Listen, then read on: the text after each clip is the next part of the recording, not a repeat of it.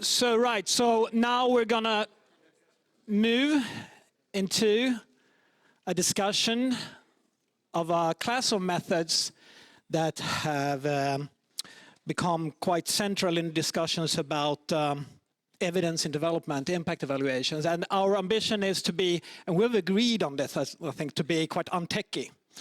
So let's see how that goes. Just to give you kind of the picture of what we have agreed on to talk about, we thought of first providing a short overview of kind of the methodological landscape. Thereafter moving to a discussion of what are kind of good and bad examples of evidence use or individual impact evaluations or what have you. I don't know what your examples are, so we'll see about that. And then ending with a discussion of, okay, so how do we then become practical about this? So that's kind of the setup for this half hour or so. So with that, I'd like to start with just the methodological landscape. So what are, and we have been discussing of the different levels of, I mean, the policy level, the intervention level, and so on. So there are, of course, various levels where evidence is relevant. And then, of course, there might be also different methods on how to evaluate effects and impact on those various levels. So I'd like to start with Martina. Please tell us about what are kind of relevant available methods for performing impact evaluation. Yeah, so first, thanks for a fantastic day. So there is a lot of methods, and me and Jos will cover a few of them. And remember, then there are even more methods outside of what we can talk about in these few minutes. So the main theme when I think about impact evaluations or impact or evaluation or in you know the aid in the aid sphere, but it's not just aid, I should say. You can apply this to labor markets, you can apply this to financial policies, you can apply it to any policy all over. So if we spend our taxpayers' money, we should understand whether it actually made a difference, whether it really had an impact. Did it change what we wanted it to change? The central question here is causal analysis, causality. What would have happened had we not spent this money on this program? So now we get into what we call the counterfactual. Okay, so how do we do this? We will never observe both realities. So what would have happened in this school had this school not received the targeted instruction program? What would have happened in these villages had they not had the community health workers? Because they have the community health workers. So the challenge here is that we need to find a way to approximate that missing comparison in order to understand the real impact of the program. So literally what we need is a control group. And I'm going to mention a few methods here that think about a control group to compare with. We want to understand the impact of a program. We want to have a control group to say, compared to the control group, this is the impact of the program. So if we think about an aid program that we want to study, what we can do then in what is called the golden standard method for estimating the causal method is randomized controlled trials. So what you do here then, you have an aid program that you want to implement in schools or in villages or by individuals or farmers or whatever it is. So what we do is that in order to estimate the causal impact using randomized controlled trials is that you randomly allocate who gets the program, and then you have a random group who do not get the program at onset. So during the time when you're evaluating, one of the areas, the treatment areas, are going to have the program, the other ones will not, for a short period of time when you're evaluating. And this random assigning, what is that doing? That is doing something that it is making these two groups exactly similar on average. So that makes you be able to say the impact of this program is increased learning in school children by X% of in math and X% in language compared to the control group. And it's like you can think about it as you're flipping a coin, deciding who gets the program for a year or 2 or 3 or however long you're evaluating it, and who is not getting the program to start with. The randomness is not decided because these schools are performing very bad, or it's not because these villages are very poor. It is decided randomly on a subset of villages or school or health clinics that looks the same at the onset. So well, I'm saying this is a golden standard method for evaluating social programs and causal impact, and it was actually awarded the Nobel Prize in Economics 2019 for a method that is helped to reduce poverty. So why are they powerful? They give a clear causal interpretation. It's a transparent design, and it's useful for testing innovations or new programs before scaling up.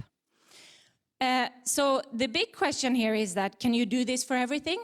And the very easy answer is no. You can't do randomized controlled trials on everything, but you can do it on a lot of things. There is a lot of other methods that you can also use, and Jos is going to come to those.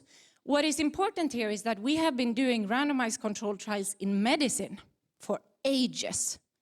And there we have used it, or medical doctors and medical researchers have used it to test medical drugs. In the last 30 years, we started using it in evaluating social programs, and in particular, aid programs.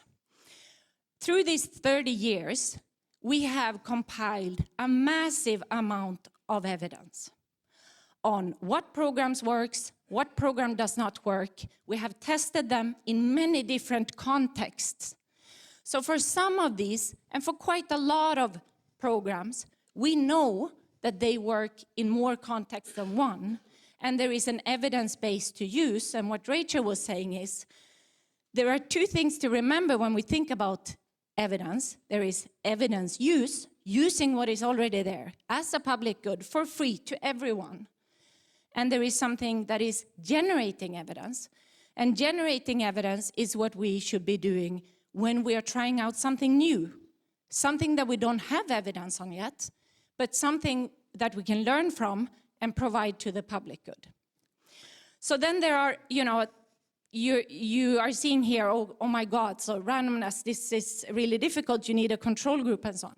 So there are a set of other kind of quasi-experimental methods, I'm not going to dig into it, but there are other ways of, this is the golden standard, but then there are other ways such as difference in difference, there are natural experiments, weather is a fantastic natural experiment. So you want to study, what happens to girls when there is an income shock in Uganda. So you look at rainfall shocks to rural areas in Uganda. Rainfall happens randomly. Sometimes it hits really bad. It affects agriculture productivity. Most rural households in Uganda rely on agriculture. That's going to affect the income of these households. What do mothers do? And fathers? Do they keep the girls home from school because it's costly, or do they send them to school? So weather is like another randomness that you can explore in a way.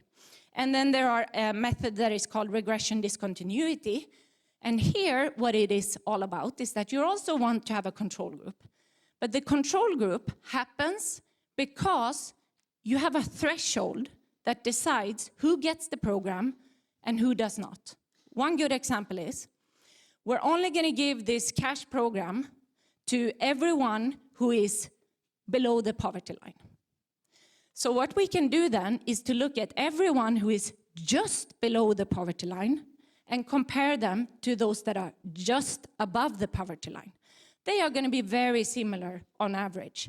Those that have, $3.5 to live on per day versus those that have $2.5 per day. And we can compare these two on whether the cash mattered for their survival and for their health, food, and so on. Thank you very much, Martina. I think you did a beautiful job in a very untechy way, kind of describe the logic behind counterfactual analysis and also randomization. So Jos, would you like to keep talking about counterfactuality or other types of causality, or please, I leave to you too. Thank you. Thank you very much, and thank you for inviting me. I will try to complement my esteemed colleague Martina. First of all, let me apologize for my voice. It's a little bit scratchy, which is of course fully in line with World Bank policy, because we have to always appear as if we are on the verge of a breakdown. So our shareholders think that we work very hard, which we do actually. So I really agree with the 3 points that Rachel mentioned. How does evidence come into project design and implementation? So you need to bring in evidence when you design projects, thinking about, you need to know what is the problem. You can look into the evidence base for this. You can look into the evidence base to understand what works, and also you can look into various evidence bases to understand how can we really successfully implement a particular intervention. Now, my perspective is more that one of somebody who works in independent evaluation. So our evaluative perspective is more ex post or ex interim. So you can imagine that my role is to report to the executive board of the World Bank. Similarly here, there are evaluation functions that we report to Parliament or to senior management in the ministry and to the general public. So it's a slightly different perspective on how we look at impact, because we have to deal with what we already have. So I'm glad that the term rigorous causal analysis was used. I think that's a more appropriate term than the term impact evaluation. In that sense, I must say that by necessity, but also by belief and experience, I'm an eclecticist, very much like Torbjörn also said in the beginning. And I'm going to give 3 arguments why we have to be eclectic in this space. So first of all, when we talk about rigorous causal research, we have to think about what rigor means. And I think it can be unpacked in 2 things. So one thing is that there are methodological designs which have intrinsic features to deal with threats to validity, which make them more reliable for making causal claims. Statistical counterfactual designs are very good examples of rigorous methods for answering that question. So that's one aspect of rigor. The second aspect of rigor is, of course, how we conduct our evaluations. We have to carefully scope them, being very careful about methodological design, how we collect, interpret data, analyze data, underpin findings, and deal with threats to validity. So I've seen many interesting evaluations based on so-called rigorous designs, whether they are case-based or quasi-experimental, but they were not rigorously implemented. So you need both to have a rigorous causal analysis. I think that's a very important point to make. Secondly, when we talk about impact evaluation, I'm always struck by the paradox of impact, and my OECD DAC colleagues are smiling. What counterfactual statistical designs do, and in some communities that's equated with impact evaluation, is they look at the direct outcomes of interventions, which is very, very important. But if you look at the OECD DAC definition of impact, it's more about long-term change, higher level change. So obviously when we talk about longer-term change, you may have to look at different types of methods to try to capture these change processes and make a causal claim.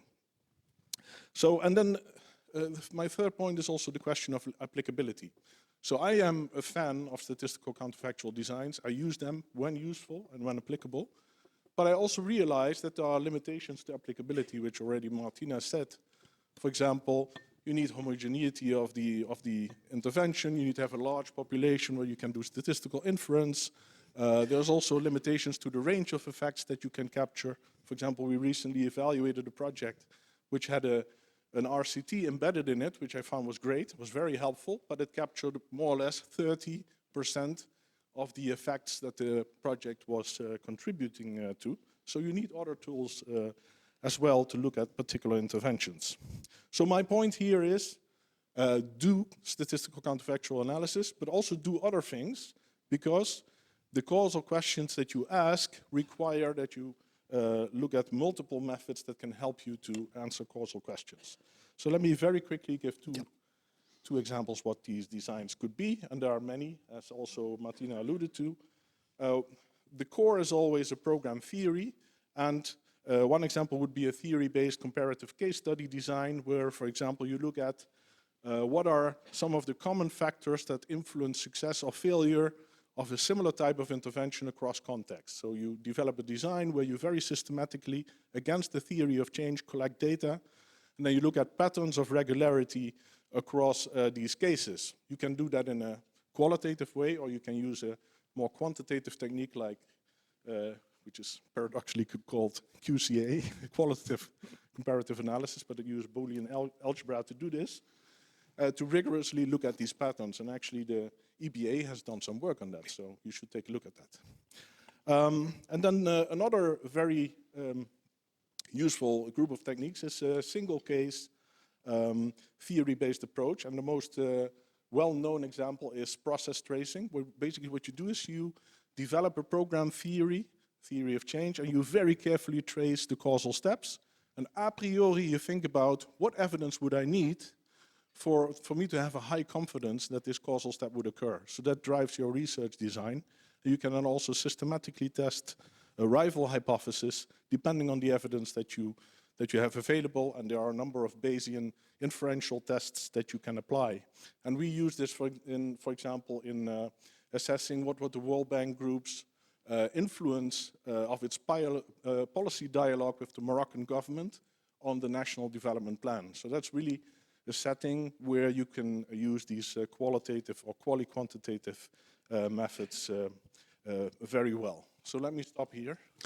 Yeah, thanks. So by the way, it's true what you say about kind of the confusion of the term impact in English and how it is used. And if you want to read very, very short about it, very, very untechy about it, we have our glossary of terms there that kind of discuss the difference between impact evaluation and impact and so on. So, yeah, thanks. So I think you did a very good job in kind of showing at kind of the different methods available and where and how they might be used. So turning to examples, do you have any, you mentioned kind of the discussion with Morocco and so on, but do you have any kind of that you think the audience would kind of, from their perspective, would like to hear? What would be kind of your favorite good or bad example of use or misuse of evidence in this context? Do you have any? And I think you will have time to have at most 2 examples, I think, per person. So who'd like to start? But your voice is fine. So good or bad example. So I think one important thing when I listen to Jos is like these different methods of using are complements to each other. They're not substitutes. So, you know, Rachel, when she talked about these 3 steps that I think we're all going to leave this room and remember them. So you need to first understand the setting. Like, what is this? What is the problem here in this area, in this country, or whatever it is? Then you figure out where you're going to focus on. Okay, so it's going to be on kids' learnings, for example. That's where you end up. That's the step where you can use this evidence that I talked about. How do we improve children's learning? What do we know in the world in the last 30 years on how to improve kids' learnings? But many of these steps that, you know, also Jos talked about can be used in earlier steps or as complements. So it's not like these are substitutes. These are often complements to each other. The other thing I just want to say is that I'm going to once again iterate what Rachel said, was that doing RCTs, randomized controlled trials, is very complex. She didn't say that, but it is a bit complex. You should recommend it to work with the research community because they're nerdy and they like doing it, and they are, you know, it's part of their work. But it's not like aid organizations need to run RCTs on every single project. They shouldn't. They should probably not run a lot of RCTs, if I should be honest. They should probably use existing evidence that is out there to guide what you're doing. And then there maybe should be a few RCTs on new stuff, but that shouldn't be the rule of the game, that everything we do should be randomized and evaluated. No, because for stuff we already know works, we shouldn't spend money on evaluating through RCTs. I just want to make that point kind of clear. But so some examples. there's one example that I use in my bachelor course at Stockholm School of Economics, and that is the story about microfinance. And the story about microfinance is that in the 90s, it was, may I use, glorified. It was the magic bullet for solving poverty in the world. We were gonna empower women with microfinance programs, and we were gonna lift people out of poverty. Grameen Bank got the Nobel Peace Prize in 2006, I think, for this innovation, and then continues along that time. There was a lot of RCTs, randomized controlled trials, going on different microfinance programs across the world. And what did they find? They found that microfinance work, but it isn't the magic bullet. Microfinance is able to increase business activity. It gives women's labor opportunities, so they find jobs. It has a modest or a very small impact on poverty reduction. It isn't the kind of big shift for getting people out of poverty. Does that mean it's a failure? No. And we see microfinance projects all over, and we have learned a lot on how to tweak microfinance projects to make them work better. But it kind of calmed the hype, if I say it like that. And we started maybe investing in other types of programs as well. M-Pesa was mentioned here. Mobile money is one. So, you know, research or randomized controlled trial in this case made microfinance kind of realistic. We understood the impact, and we are thinking about it in a more responsible and impactful way with what we know from evidence. Another example that I want to just bring up is also in the 90s, aid organizations gave out a lot of textbooks. And we thought textbooks was a good thing to give to schools that did not have textbooks because it was going to improve learning.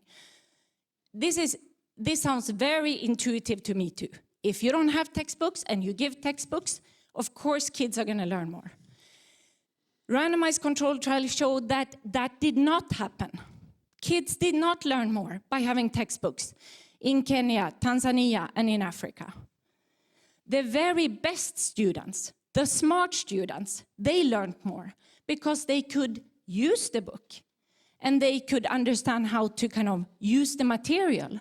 But the marginal average kids had never used a textbook, and the teacher hadn't been taught how to teach according to a textbook.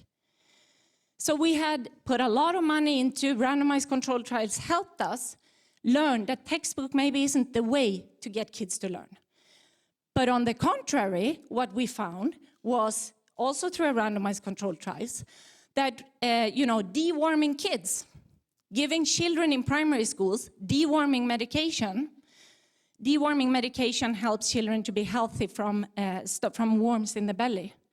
That had a big impact on child attendance in school. All of a sudden, children were more able to go to school, they were coming to school, and they were learning things while in school. A health program that were intended to improve health, but had a huge impact on children's attendance in school. And 20 years down the road, the researchers followed these kids who are now adults out in the labor market. They're earning more money and they're working more. Two good examples, thanks. Jos.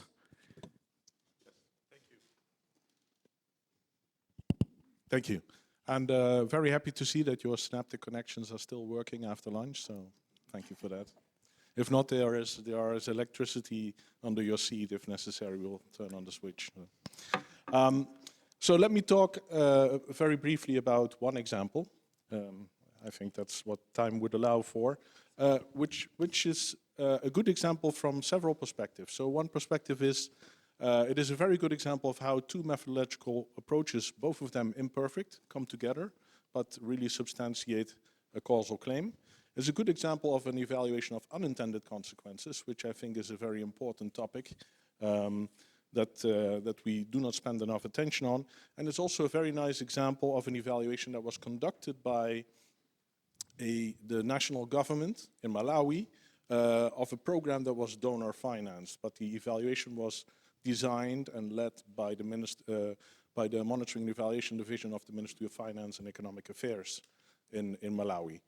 So what was the context of this? The context was social protection, giving cash transfers, which is a well-evaluated topic, to poor households in cities during COVID-19 to help them bridge this period. And of course, this was already well evaluated. You know, we knew what the welfare effects were, etc. But there was a rumor, and there was a persistent rumor that this type of program would exacerbate domestic violence, intimate partner violence. And because of that rumor, the ministry decides we have to evaluate this. We have to look at, do these cash transfers actually increase intimate partner violence or not? So we set out to design an evaluation, and of course, imperfect conditions. You don't have baseline data. It's very difficult to measure a sensitive topic like intimate partner violence. So we had a two-methodological approach. Our first approach was, the first tool was to design a survey. We studied the UN guidelines on how you ask questions about gender-based violence. We trained female interviewers to conduct the interviews. You have to be very careful with that. And we had a large sample which covered both beneficiaries and non-beneficiaries of the program, which allowed us to do a quasi-experimental comparison between the two groups using statistical matching techniques. Now, that was one method, but it was just cross-section data. So any associations that you find, my colleague knows that much better than I do, are not evidence of causal claims. So our second component was to do really qualitative research, in-depth qualitative research, to really have long conversations with women in various communities in different cities and to understand their context, to make them feel at ease and to understand their problematique surrounding inter-household gender relationships and the occurrence of domestic violence, inter-partner violence. So what we found was very interesting. We found actually in the literature that there was a causal model that we could use. Cash transfers can influence intimate partner violence through the occurrence of conflict within the household. So cash can either, when cash comes in, there can either be more conflict or less conflict in the household over resources, and consequently more or less intimate partner violence. So the literature was ambivalent on this, but this was the causal mechanism. But this allowed us to design the evaluation around that causal mechanism. And we found the right associations. We found a negative association between cash transfers and conflict in the household, and a positive association with intimate partner violence. So that suggests that, you know, there may be less conflict, and because of that, there may be less intimate partner violence. But of course, it's not causal. Then, of course, we had our qualitative research, and we found clear patterns, and we're not talking about anecdotal evidence, we're talking about carefully, purposely sampled, independent evidence from various places that showed a very clear causal explanation on how cash that came into the household actually led to a reduction of conflict.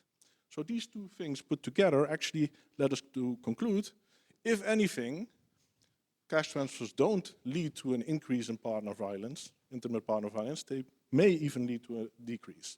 Not super hard, but really very strong enough to have a great event with the Minister of Gender, with the Minister of Finance, several principal secretaries, all the development partners, and feed this evidence into discussion with the development partners, which also had a multi-donor trust fund on social protection. So I think it was also quite influential.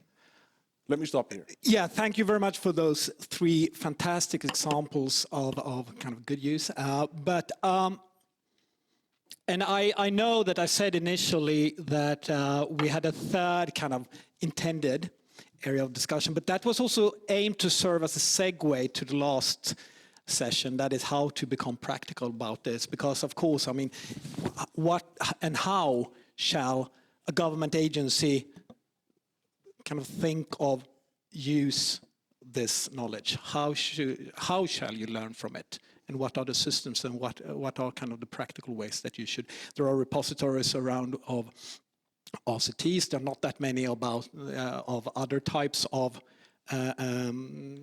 rigorous causal analysis. But I think that will be a question for the last session.